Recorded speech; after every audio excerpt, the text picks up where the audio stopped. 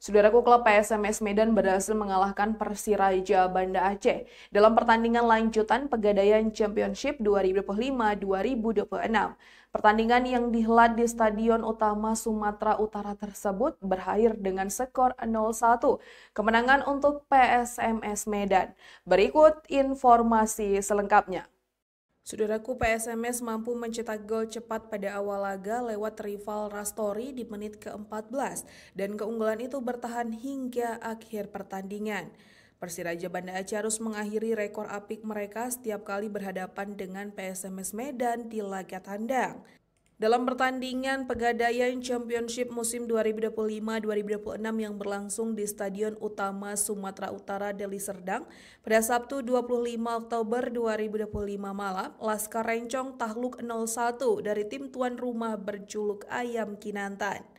Kekalahan dialami Persiraja setelah pertemuan terakhir di mana selalu berhasil mencuri poin di kandang PSMS. Namun kali ini Persiraja Banda Aceh akhirnya harus mengakhiri dominasinya atas klub berjuluk Ayam Kinantan tersebut. Gol sematawayang PSMS dicetak oleh rival Lastori pada menit ke-14 melalui skema serangan cepat yang tak mampu diantisipasi barisan pertahanan Persiraja. Meski tertinggal lebih dulu, tim asuhan Ahyar Ilyas tampil dominan sepanjang laga dengan penguasaan bola yang lebih baik dan intensitas serangan tinggi. Memasuki babak kedua, Persiraja meningkatkan tekanan lewat kerjasama Fitra Ridwan dan Matius Makado di lini tengah. Keduanya berusaha mengalirkan bola ke sektor sayap maupun ke lini depan, namun penyelesaian akhir menjadi masalah utama tim tamu. Beberapa peluang emas gagal dikonversi menjadi gol karena solidnya pertahanan PSMS. PSMS sendiri lebih memilih bermain bertahan setelah unggul lebih dulu. Mereka menumpuk pemain di area pertahanan untuk menghalau upaya Persiraja menembus kotak penalti.